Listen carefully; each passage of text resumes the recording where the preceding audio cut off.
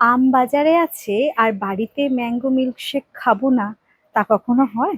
ব্যাস, মনে পড়লো আর রান্নাঘরে গিয়ে বানিয়ে ফেললাম tasty and healthy mango milkshake.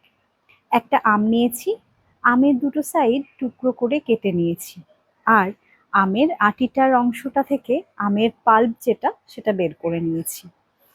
আটি খেতে আমার খুব একটা বেশি ভালো লাগে না, তাই বাটি করে আমি আমের পাল্পটা জমিয়ে রাখি ফ্রিজে। তারপর যখন ইচ্ছে হয় ম্যাঙ্গো লস্যি বা ম্যাঙ্গো দই বা ম্যাঙ্গো মিল্কশেক এভাবে বানিয়ে নিই। যাই হোক, কিছুটা ম্যাঙ্গো পাল্প দিয়ে মিক্সিতে স্মুথ একটা পেস্ট করে নিয়েছি। তারপর এতে বেশ ঘন করে রাখা দুধ দিয়ে দিয়েছি। দুধ ফ্রিজে রাখা ছিল বলে আলাদা করে বরফ দেওয়ার দরকার নেই। আর অ্যাড করলাম 1 টেবিল চামচ মতো গুঁড়ো চিনি।